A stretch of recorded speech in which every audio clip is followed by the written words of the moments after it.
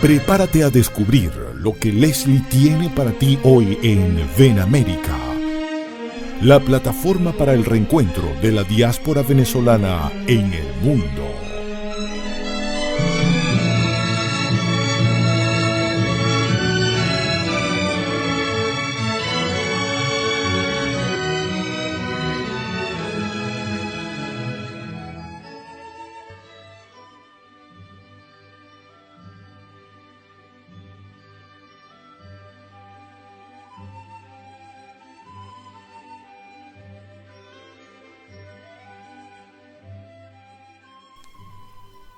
Muy buenos días, tarde o noche, según sea el país donde te conectas a esta hora. Soy Leslie Pulido y junto a radiocomunidad.com te damos la bienvenida a Ven América, hablemos de Venezuela, la plataforma para el reencuentro de la diáspora venezolana en el mundo, una iniciativa de los venezolanos en el exterior.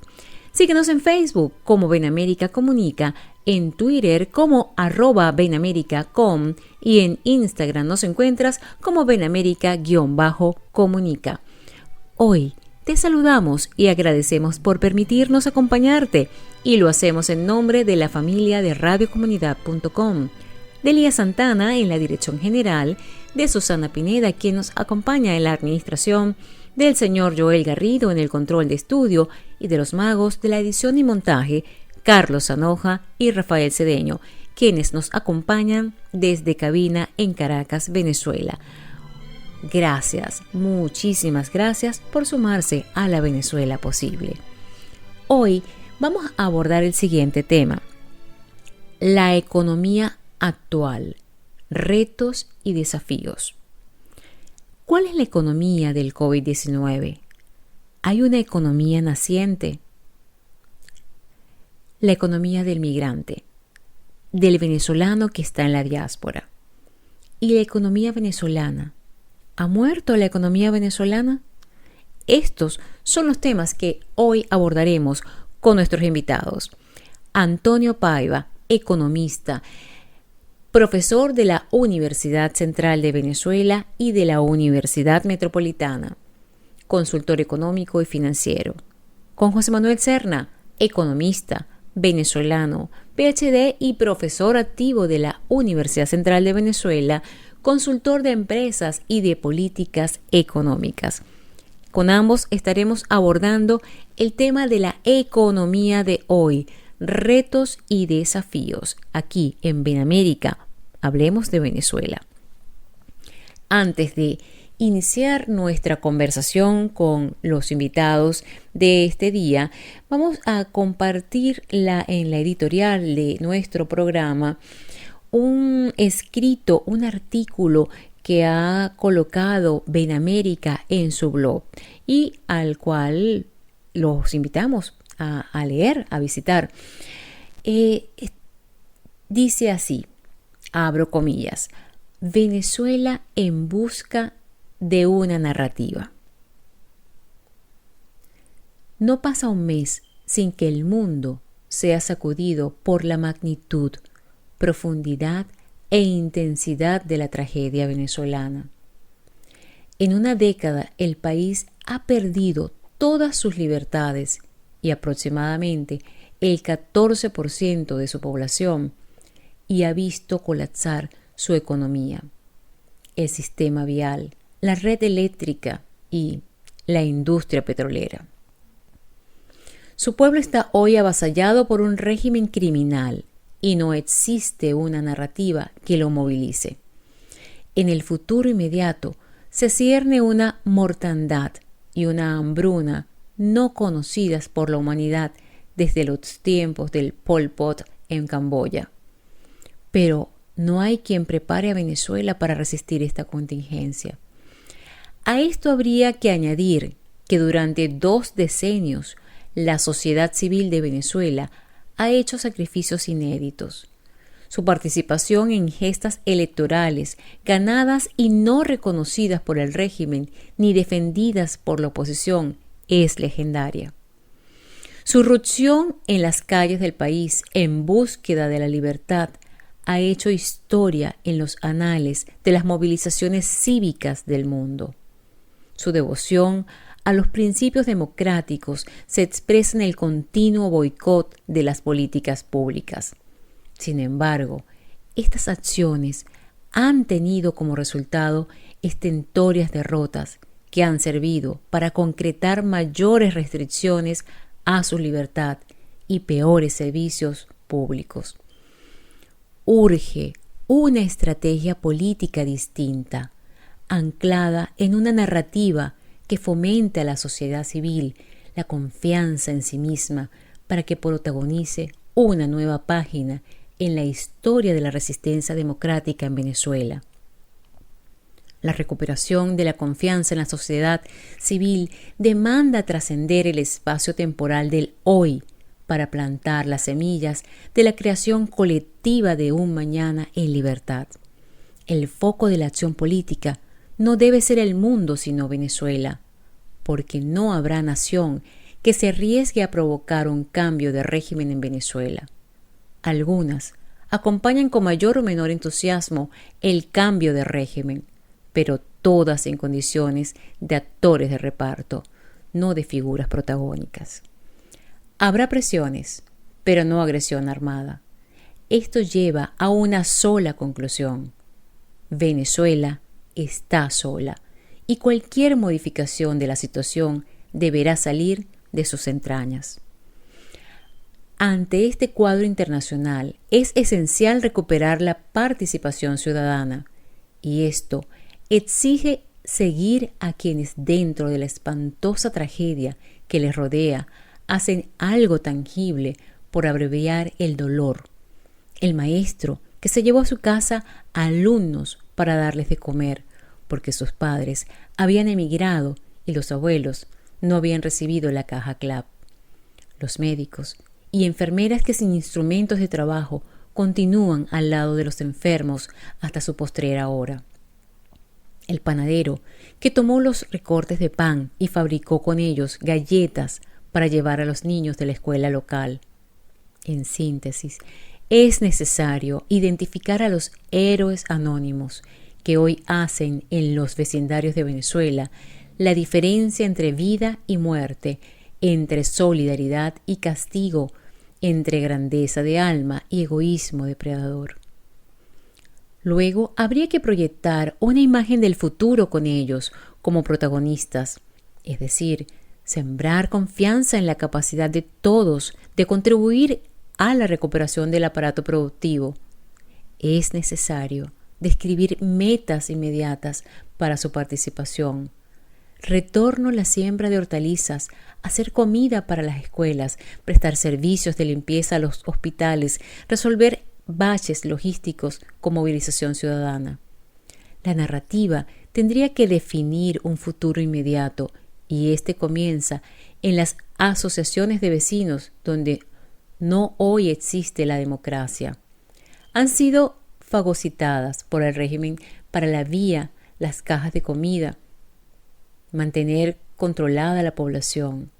Una población entumecida por los severos golpes recibidos a lo largo de 3 lustros no va a sumarse a otra lucha donde los objetivos son difusos y los lapsos temporales inexistentes.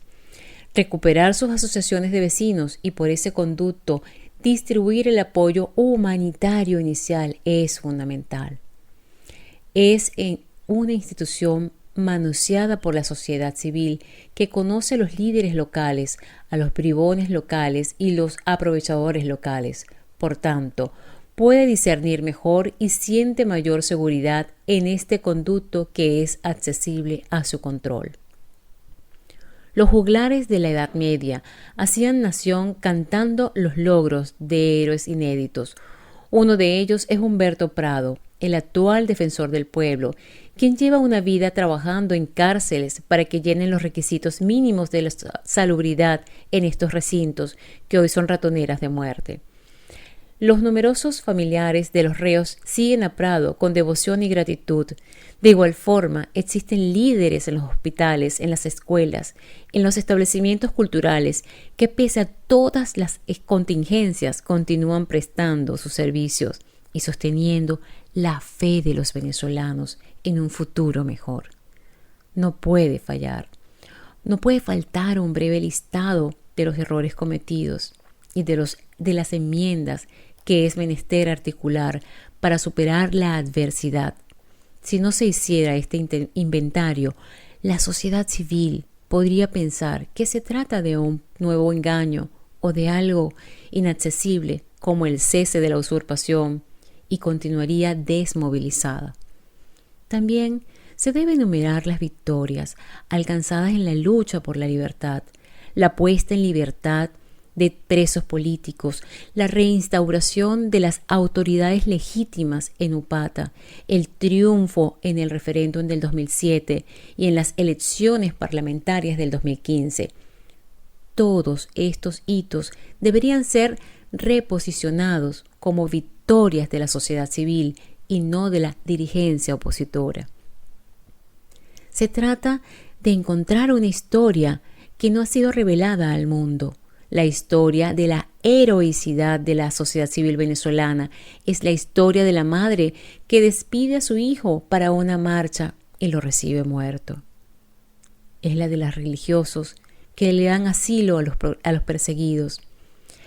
Es la de los jóvenes, mártires asesinados a sangre fría por un régimen delincuente. Es hacer una narrativa de redención a partir del testimonio visual de Carol Brunhuber. Fin de la cita. Ahora, hablemos de la economía en el marco de todos estos acontecimientos. Hablemos de la economía y de los retos y desafíos que se nos presentan a los venezolanos, tanto dentro como fuera del país.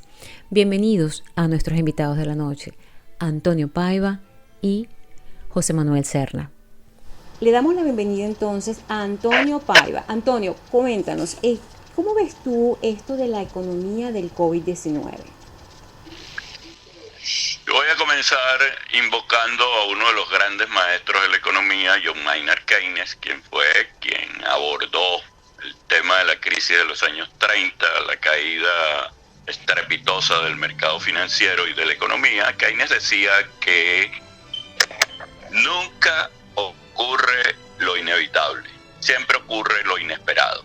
El año pasado la economía norteamericana, 2019, tuvo uno de sus años más esplendorosos. Aumentó el mercado financiero, aumentó la producción, aumentó el empleo, en consecuencia disminuyó el desempleo. La Unión Europea, pese a la anunciada salida de Inglaterra, estaba funcionando muy bien. China era la segunda locomotora de la economía mundial. Estábamos viviendo un mundo prácticamente feliz. Ocurre la pandemia china, la peste china, y entonces hay que encerrarse, hay que resguardarse. Los gobiernos empiezan a tomar medidas de cierre de las escuelas, de los restaurantes, de los hoteles, de los cruceros, y empieza a derrumbarse las variables fundamentales de la economía, tanto en la economía real, porque la gente no va a trabajar, porque se contrae la producción, se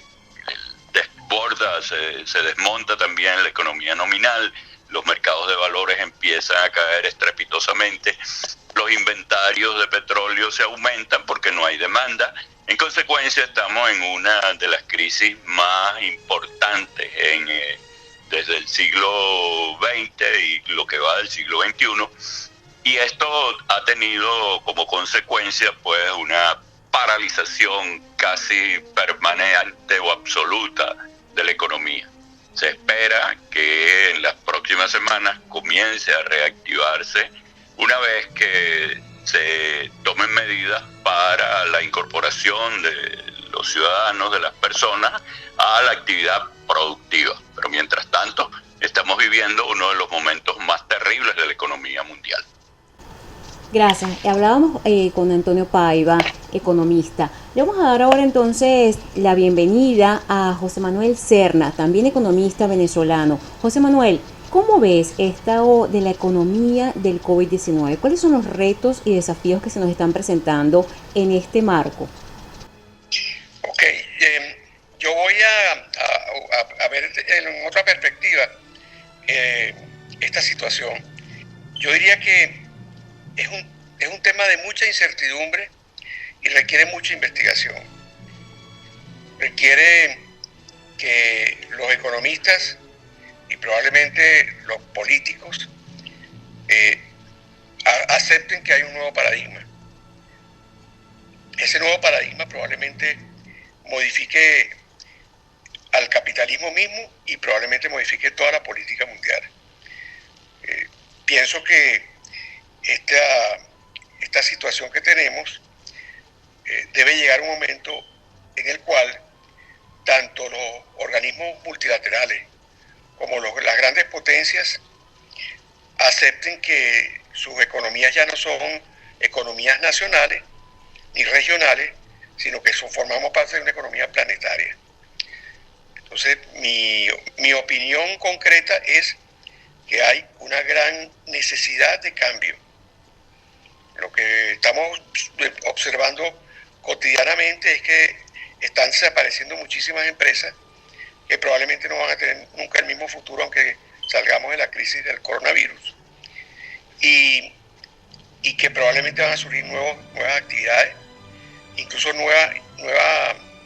una nueva visión de lo que es la riqueza, de lo que es el empleo, de lo que es el Estado Nacional.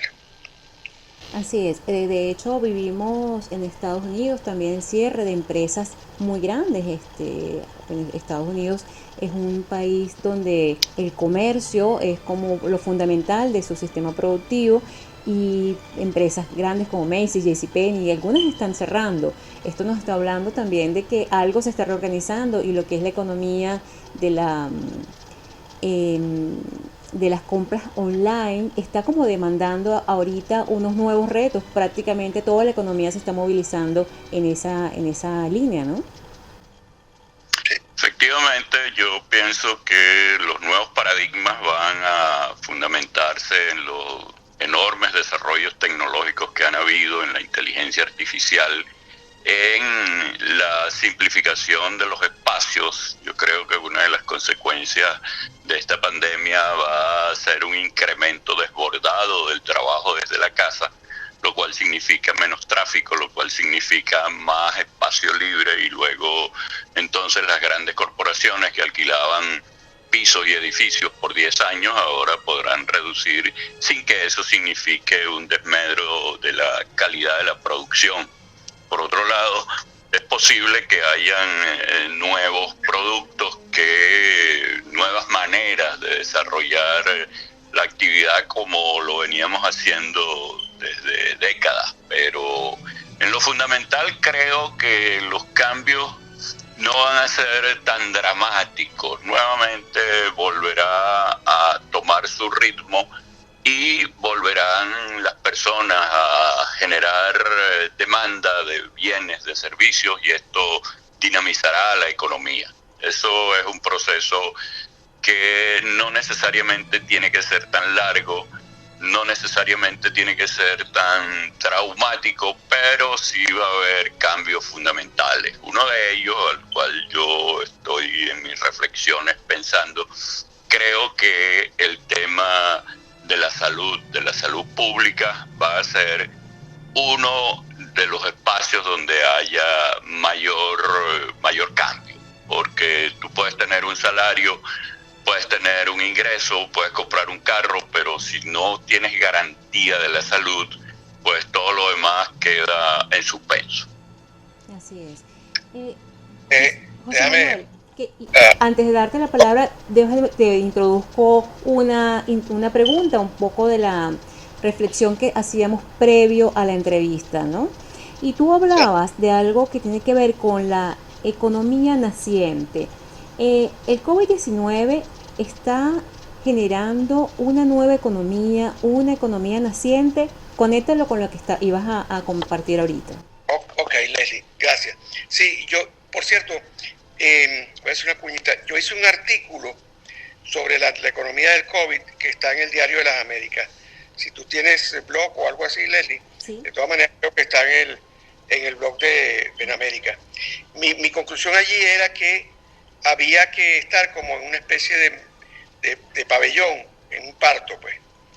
No sabemos muchas cosas que van a ocurrir. Por ejemplo, yo recuerdo en este momento un economista que era uno de los mejores asesores de Clinton, que escribió un libro que se llamaba El fin del trabajo, y él decía allí que muchos trabajos iban a desaparecer. Si nos ponemos atentos a lo que está pasando, por ejemplo, con el derecho, con la medicina, con muchas actividades y servicios que antes eran muy costosos y muy especializados y muy presenciales, hoy en día están pasando a ser penetrados fuertemente por todo lo que es las redes sociales y los sitios web. A mí me tocó pasar 3 meses en Australia hace año y medio y vi muchos muchachos venezolanos, dos hijas mías estaban allá, y vi muchos muchachos venezolanos, ingenieros, sociólogos, etcétera, haciendo trabajos de servicio con mejor éxito que los profesionales de Venezuela que estaban en Estados Unidos haciéndole honor a su título. Y estaban trabajando en jardinería, en reparaciones de casa, en mudanzas, y eso era lo que decía este economista asesor de Clinton, que iba a ocurrir un cambio muy fuerte por lo que decía Antonio, por la cuestión tecnológica. Y en este sentido yo quiero conectar con el punto que deberíamos, pienso yo, Antonio, abordar mucho ahorita, al final, en este segmento, que es qué pasa con los migrantes venezolanos. Así es. Hay un trabajo muy bueno que está haciendo Tomás Páez con todo este tema de la migración, y hay muchas páginas, y creo que debe haber una gran comunidad mundial de venezolanos que están debatiéndose y tratando de crear precisamente oportunidades y expectativas para sus paisanos emigrantes. Fíjate, José, vamos a hacer una pausa para reconectarnos nuevamente y desarrollar más ampliamente el tema de la economía migratoria y cómo nosotros en la diáspora también tenemos una importante contribución en este sentido. Vamos a ir a una pausa para identificar la emisora y ya regresamos conversando con Antonio Paiva y también José Manuel Serna, ambos economistas venezolanos. Hoy estamos abordando la economía de hoy, retos y desafíos. No te desconectes, sigue con nosotros aquí en Ven América para que hablemos de Venezuela por radiocomunidad.com.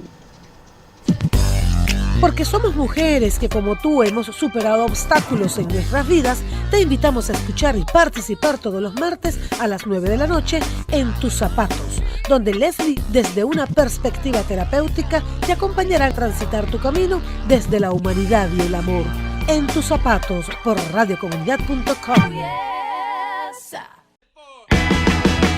Los lunes de 2 a 3 de la tarde, Gabriela y Giselle te invitan a una propuesta para jóvenes mediante una interacción donde puedan ser escuchados e indagar a profundidad sobre diversos temas.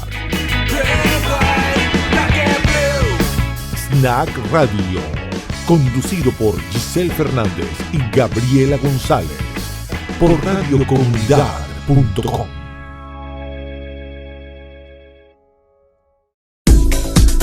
Cada martes a las 4 de la tarde tienes la oportunidad de conectarte con el mundo universitario a través de La Voz Universitaria, una revista que trae noticias, opiniones e informaciones del acontecer universitario, conducida por los profesores Luis Butó, William Anseume y Raúl Pulido. Asperger en perspectiva, un sistema operativo diferente. Es un programa informativo y educativo para enseñar a los radioescuchas de qué es el síndrome de Asperger desde la visión de quienes tenemos esta condición, demostrando nuestras capacidades y virtudes desde cómo percibimos todo lo que nos rodea, sentir, ver y expresar las cosas. Conducido por Marjorie Enríquez, Chica Aspi, presidente de la Fundación Asperger de Venezuela, Funda Asperger, por radiocomunidad.com. Estamos de vuelta en radiocomunidad.com en Ven América para que hablemos de Venezuela. La economía de hoy, retos y desafíos. Conversamos con Antonio Paiva, economista, y con José Manuel Serna. En el segmento anterior dejábamos una interrogante en el aire y tiene que ver con la economía migratoria. Antonio y José Manuel nos han comentado todo lo que ha sido el panorama y los nuevos desafíos que se están presentando a partir de la pandemia del COVID-19. José Manuel, desarrollabas algo del tema que está llevando adelante también Tomás Páez con el tema de la diáspora venezolana. ¿Cuáles son los desafíos del migrante, de nosotros los venezolanos que estamos hoy día en el exterior? Bueno, yo casualmente tengo una idea de que hay un nuevo país. Es decir, hay un nuevo país que es esa Venezuela que está fuera del espacio geográfico nuestro y que no es de ninguna manera una unidad geopolítica, pero que tiene una gran cantidad de características que la hacen, digamos, un cuerpo más o menos importante a estudiar. De hecho, eso es lo que ha pasado con este tratamiento que le están haciendo a la migración. Hay temas de doctorado. Yo tuve un alumno en el CENDE que está trabajando la migración y él tiene la tesis de que van a volver los migrantes. Y esa es una de las preguntas que vamos a hacernos permanentemente. Y nos las hacemos tomando un café o hablando por teléfono. ¿Vamos a volver o no vamos a volver? Mi presunción es que gran parte no va a volver. Gran parte no va a volver. Y que, así como ocurrió en los 50 con los emigrantes europeos a todas partes, que uno los conoció en Venezuela mandando dinero a sus países y viajando a sus países y haciéndose sus casas de retiro y todas esas cosas en España, Italia, etcétera. Asimismo puede ocurrir que mucha gente piense en volver, pero de visita. De hecho no han vendido su casa, etcétera, etcétera. Pero mucha gente no va a volver. Pero en este interín, que es el que más nos interesa porque es el corto plazo, en esta cotidianidad hay un hecho económico que es trascendental, y es que las transferencias de los venezolanos han fortalecido la circulación del dólar en Venezuela. Aparte de que han dolarizado más la economía, ya yo personalmente, y a lo mejor ustedes lo viven, no envío bolívares o no cambio bolívares, tengo que enviar dólares porque las personas dependientes de nosotros allá necesitan dólares ayer necesitaban dólares para pagar un camión de agua. Entonces, a mí me parece que yo sé que Antonio probablemente no esté de acuerdo conmigo, sé que muchos economistas rechazan esto. Me parece que Venezuela tiene que dolarizarse formalmente, ¿ok? Y en este sentido yo creo que las fuerzas vivas de Venezuela tienen que tomar este tema en serio, porque nosotros no vamos a hacer nada con el petro ni con el bolívar. Necesitamos una moneda, y las economías actuales necesitan una moneda como unidad de cuenta, como sistema de control, etcétera, que no la tenemos. Entonces pienso que uno de los hechos más importantes es la dolarización de la economía y el papel activo de los venezolanos de afuera y de adentro en este fenómeno.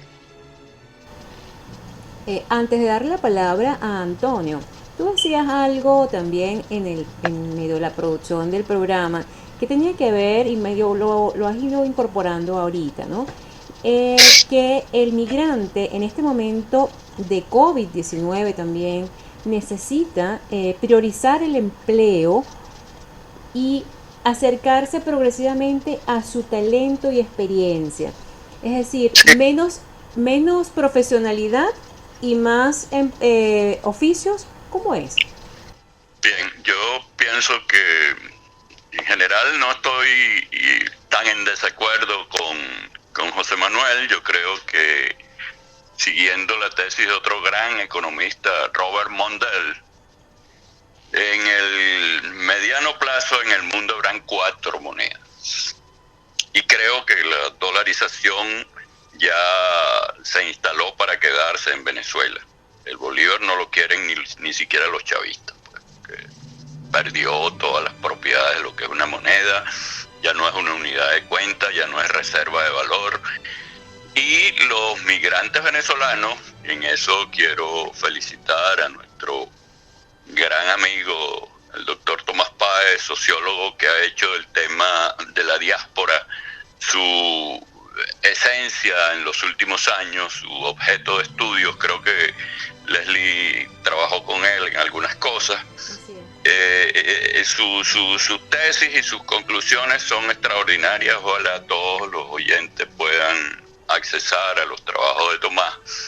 La única deficiencia que hay en ese trabajo, que no es imputable ni a Tomás ni a su equipo, sino que es la propia dinámica de la realidad demográfica, es que hay poca estadística. Nadie sabe con exactitud cuántos venezolanos están en el mundo. Se habla de una cifra de 4 millones, 5 millones.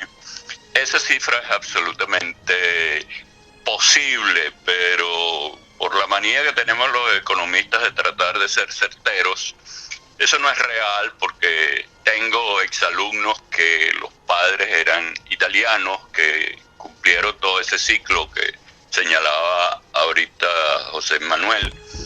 Y cuando la situación del comunismo, de ese chavismo maldito que cayó sobre Venezuela, pues impuso, ellos se fueron a sus países. ¿Y cómo entraron?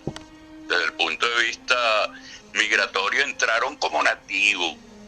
En la comunicación. Bueno, ya aquí en Florida, entiendo, y es del espectro radiofónico.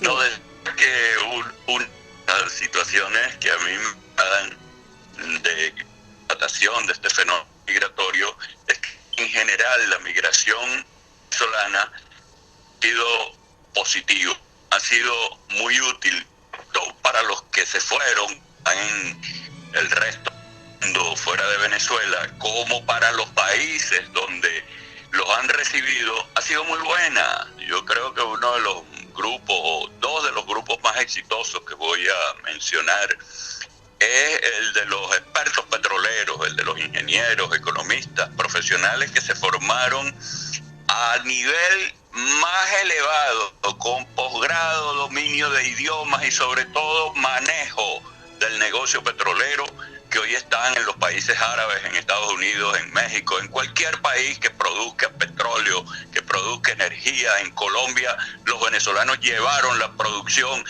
de 100.000, 200.000 barriles a 1 millón de barriles, y así han tenido éxito en todo el mundo, y yo creo que es uno de los emblemas de orgullo para los venezolanos. Los otros que han tenido mucho éxito son los médicos, que en Chile los adoran, que en Estados Unidos han dado lo mejor de sí, que han ocupado cargos desde el punto de vista técnico, científico, de la propia medicina, de reconocimiento por la muy buena formación que tuvieron en las escuelas de medicina de Venezuela y por su vocación para el trabajo. Igualmente, Leslie, tus compañeras que hoy inundan los medios en Florida son venezolanas de buena presencia, todas bellas, con una dicción perfecta y con una cultura y preparación para abordar el tema de las telecomunicaciones y de las radiocomunicaciones de una manera muy asertiva. Claro, lo que señala José Manuel es otro aspecto. Puede que un ingeniero esté haciendo jardines en Australia, puede que un contador esté atendiendo una estación de servicios aquí en Florida, pero con el tiempo eso irá ajustándose.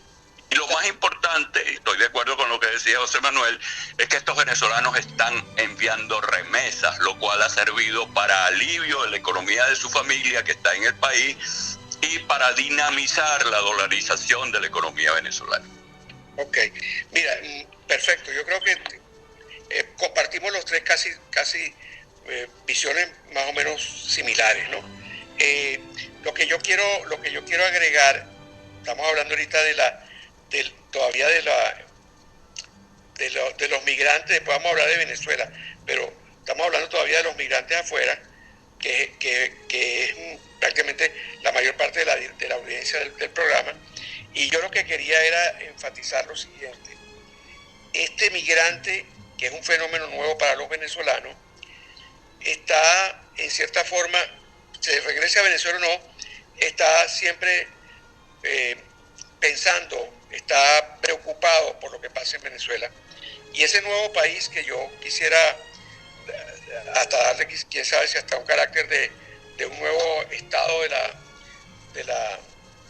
nuevo Estado federal venezolano.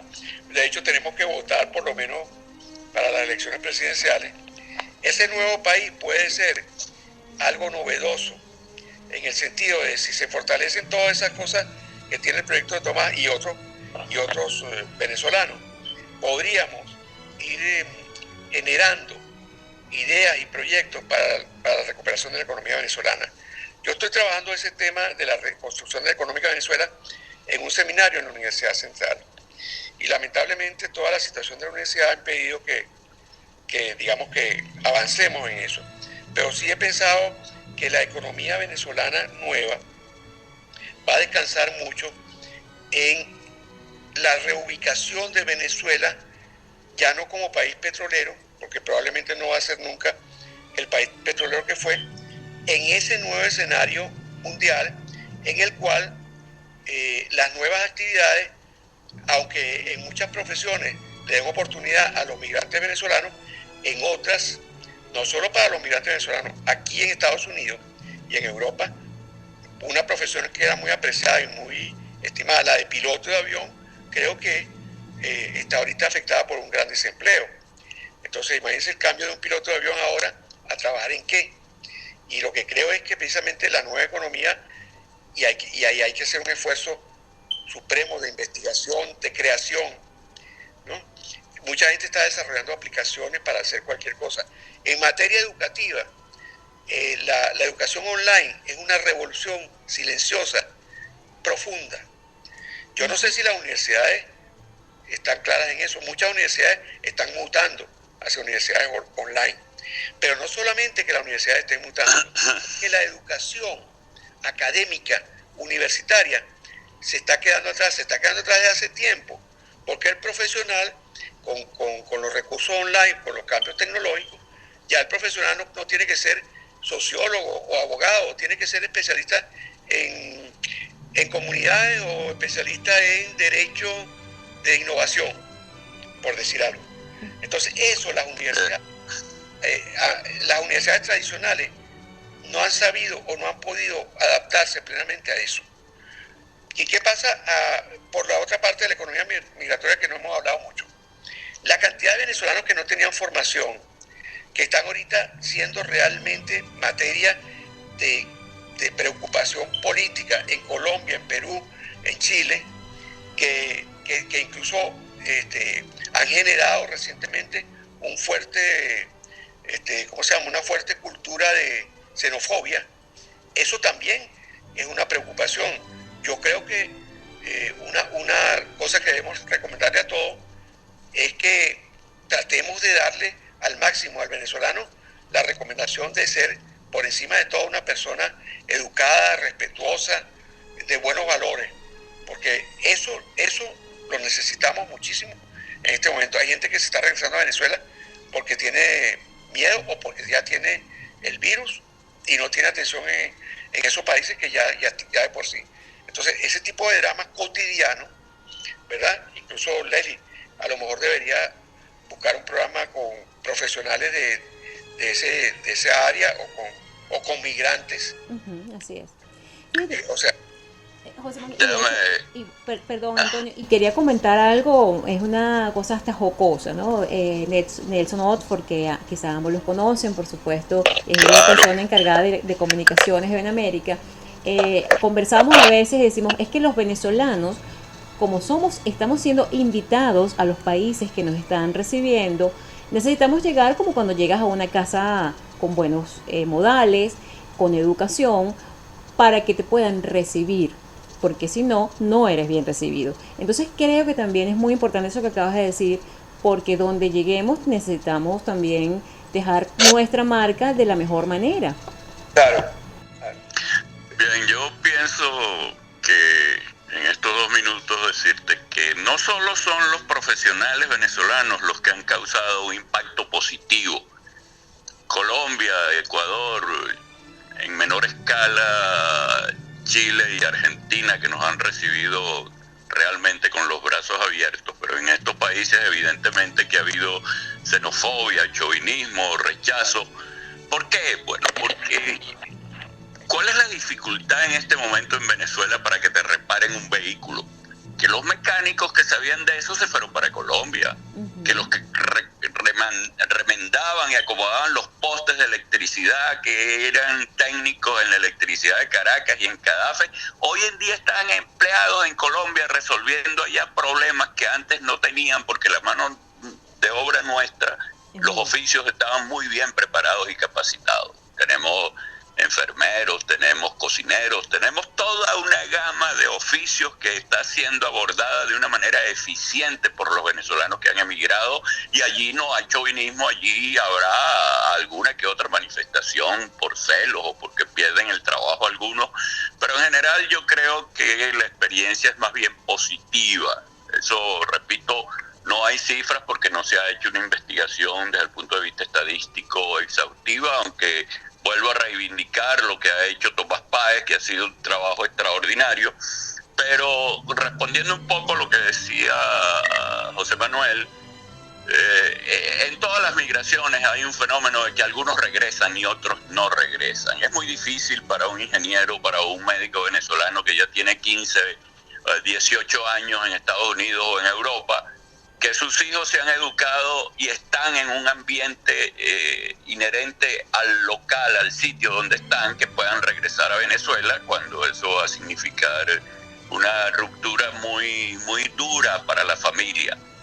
Yo estoy dentro de lo que el Plan País, hicimos un plan para establecer que fuera un convenio para que las empresas y los gobiernos de esos países dejaran que estos profesionales nuestros, que están altamente capacitados, pasaran 3 meses en Venezuela enseñando, llevando las nuevas tecnologías, instruyendo a los profesionales que están en el país, y que luego regresen a donde están ahora, pero que nos dejen el aporte de su sapiencia y de sus nuevas experiencias. En eso yo soy profundamente optimista, y creo que a pesar del pantano donde está nuestro país, vamos a reconstruirlo. Y en eso, si antes no éramos un país petrolero y nos distinguíamos por ser un país energético, ahora nos vamos a distinguir por ser un país cuyo principal recurso va a ser el talento.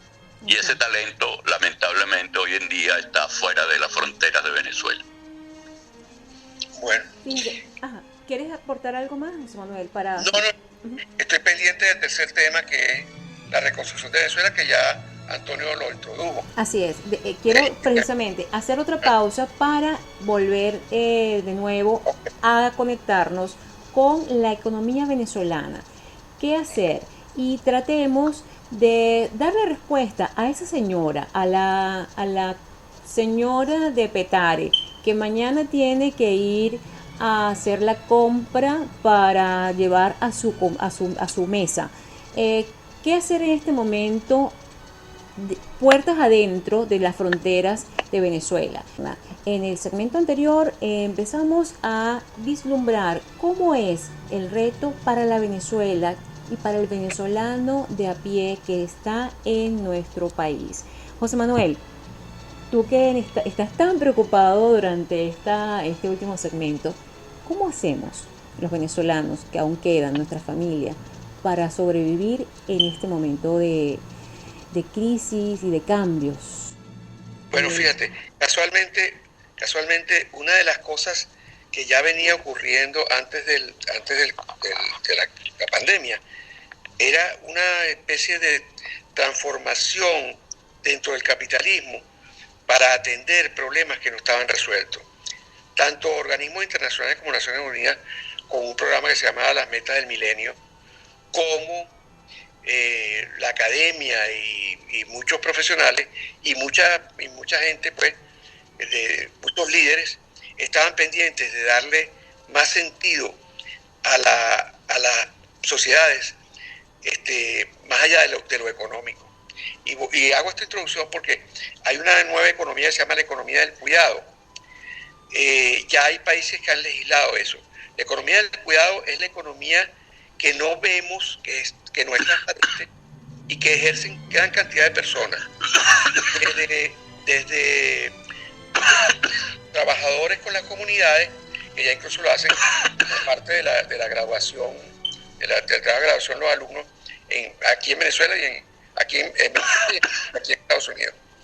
Entonces esa economía del cuidado implica casualmente transformar un poco la visión de que lo económico es solamente la producción de bienes materiales y servicios. Esa persona que cuida al abuelo o al niño desvalido o al inválido, esa persona que hace trabajo en los barrios, que generalmente no solamente no son bien remunerados, sino que no son bien reconocidos, tienen que empezar a ser reconocidos. En Venezuela hay un esfuerzo tremendo ahorita en economía del cuidado. Hay mucha gente dedicada a llevarle comida a los pobres. Hay una gran gesta, hay una gesta que está ahí a diario en la gente y que uno la ve por noticias que le dan, por comentarios, que se llama la gesta de la resiliencia. Esa resistencia de los que hoy están haciendo cola para comprar gas, de los que le ponen una moto porque ya no consiguen gasolina, de los que hacen colas de X número de horas para comprar productos, etcétera, etcétera. Eso es una gran riqueza. La riqueza del venezolano de hoy en día no es económica. La riqueza del venezolano de hoy en día es moral. José Manuel, y que fíjate, ahorita cuando te escucho, en Venezuela hay una proliferación también de emprendimientos. Y lo que estás mencionando tiene que ver con eso. La economía del cuidado, en la economía del cuidado hay mucho de esto de emprender además hacia la solidaridad y con las comunidades que son con las que convivimos diariamente. Eso es correcto. Yo creo que ese es un aspecto importante. Lo que me parece en este momento determinante en Venezuela es que la economía del país está moribunda. ¿Murió?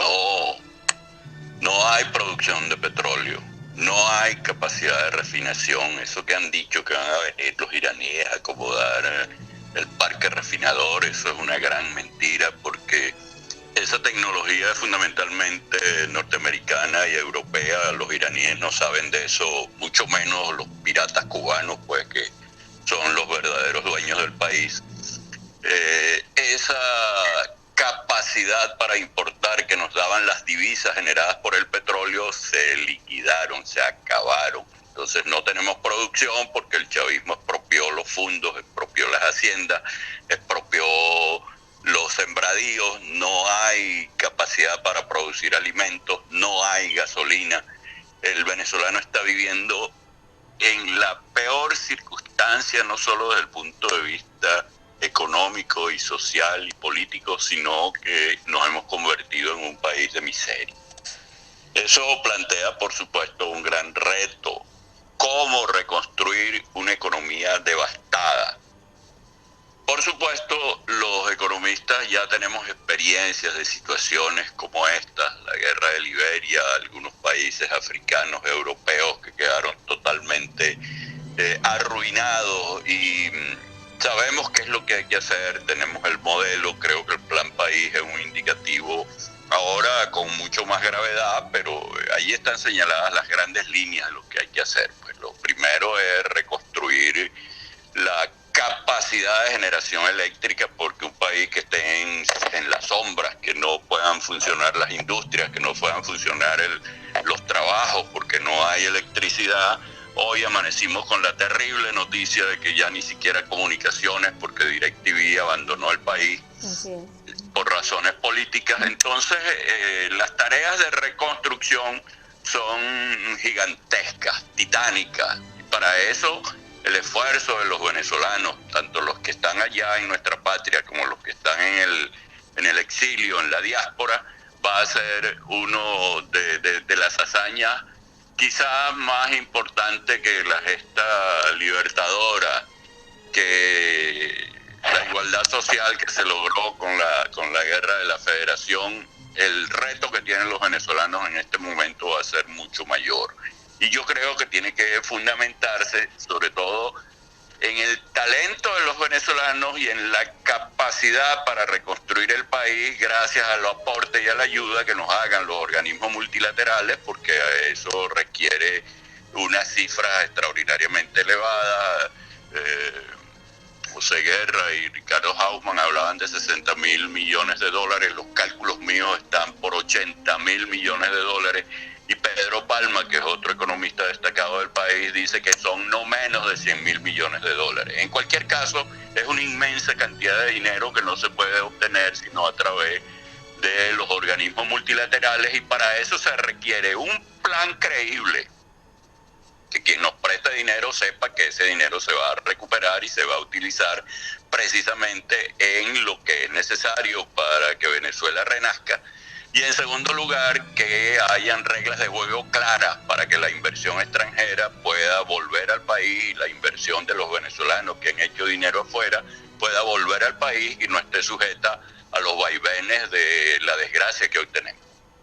Bueno, no sé si nos queda tiempo. Todavía nos queda, José Manuel. Ahora, quiero, por favor, les pido, colocándome en el lugar de el ciudadano, ¿qué hacer en este momento? Porque mañana la persona tiene que ir a hacer el mercado. ¿Qué le recomiendan ustedes como economistas a una persona que está en Venezuela en este momento para sobrevivir en esta crisis? Sí, yo pienso que a pesar de nuestra preocupación y gracias a algo que puede tener que ver con la identidad nacional, con la cultura venezolana, yo pienso que en Venezuela, como lo decía antes, hay una gran capacidad de resistir y ahí hay una gran capacidad también de lucha para enfrentar los problemas cotidianos. Creo que una de las cosas que en alguna forma tiene que ocurrir es el cambio político. Y la política es a veces economía como a veces la economía es política. Es decir, nosotros no vamos a resolver, nosotros no vamos a poder aplicar el plan país si no logramos salir del gobierno que tenemos. Digamos que el principal problema para los venezolanos de adentro y también para los de afuera es ver qué falta. Es decir, yo no sé si el flautista de Amelín podría ser la figura. Hará falta una especie de flautista que conjugue todas las fuerzas y las dirija de una manera decisiva a salir del gobierno, a sacar el gobierno, pues. Porque institucionalmente tenemos unas elecciones pendientes de presidente, pendientes porque tenemos usurpación del poder. Entonces, es muy difícil que el hombre que sale en la mañana a buscar comida, agua, lo que fuese, se preocupe por esto, pero alguien o algo tiene que ocurrir en el campo político y tiene que ocurrir para que le dé como la chispa para que lleguemos a esa situación en la cual el plan país pueda resolver las cosas. Y creo que mientras tanto, y si no me equivoco, creo que es ya también algo atrasado, la famosa ayuda humanitaria, ¿no? Que ya tiene derecho, ya no requiere de forma definitiva el cambio político. La ayuda humanitaria puede ayudar mucho, valga la redundancia, sobre todo porque estamos a las puertas de una probable pandemia o epidemia fuerte en Venezuela de coronavirus. Según el experto que atiende esto por el lado de la oposición, el doctor infectólogo que está atendiendo todo esto, estamos en vía de tener una gran explosión de contaminación de casos virales, pues. Entonces, y si ponemos prioridades en la agenda y ponemos a la gente a pensar en forma actual, piensen en su cotidianidad, porque es lo más importante, el corto plazo, pero piensen también en la posibilidad de ir un poquito más allá en cuanto a la participación política, en cuanto a la unión, en cuanto a la comprensión de que si no nos unimos no vamos a poder resolver los problemas económicos y vamos rumbo a una gran hambruna y quién sabe qué más. Antonio, tienes la palabra. Bien, mi opinión es que estamos viviendo, además de toda esta miseria económica, de toda esta economía absolutamente destruida, una situación política muy difícil, porque hay una oposición en torno a Guaidó que trata de reconstruir, de avanzar, y hay mucha división, hay opiniones, hay definitivamente dificultades, pues. Yo, que soy un abanderado del optimismo, espero que eso se supere, pero estoy viendo que al final la situación se va a resolver como se resolvió en Camboya y como se resolvió en Liberia y en otros países, que es que una ayuda humanitaria masiva que resuelva el problema político es lo que va a poder enrumbarnos hacia un destino mejor. Eso es correcto. Ya ahí está dicho todo, pues. Sí, bueno, vamos a tener fe, vamos a tener optimismo y vamos a seguir aportando. Muchas gracias por tu oportunidad, Leslie, de conversar por aquí. Gracias a ustedes. Escuchando compartir con mi viejo amigo y colega y compañero de estudio, Antonio. Fíjate, escuchándolos recientemente, la semana pasada tuvimos como invitado a Vladimiro Mujica, y con quien una de las conclusiones que terminó el programa tiene que ver con esta reflexión de ustedes ahora. Y es que la situación económica que está viviendo el país al final es la consecuencia de un problema mayor que tiene que ver con el gobierno mismo. Y para poder salir de la situación económica que está atravesando ese conflicto tan terrible por el que viven nuestras familias en Venezuela, necesariamente tenemos que empezar a pensar en dónde está realmente el problema, que tiene que ver con el diseño propiamente del gobierno. Y bueno, nada, esta es la conclusión de este programa. ¿Algún mensaje que ustedes quieran compartir con la audiencia de Benamérica, de los venezolanos que están en el exterior o en Venezuela? Bien, yo quisiera enviar un mensaje de optimismo. Hay que unirse, hay que permanecer firme a los principios, a los valores que nos enseñaron en nuestra casa, nuestras madres, nuestras abuelas, tratar siempre de ser los mejores, de prepararse para estas circunstancias y de tener confianza, pues, en que Dios nos ayude en las grandes tareas que debemos abordar. Gracias, Leslie, por tu oportunidad, por esta oportunidad. Gracias. José Manuel. Hay dos palabras para tratar de ser lo difícil que es ser breve. Carpe diem. Carpe diem. Hacer todo lo más intensamente posible para que las cosas ocurran. Gracias.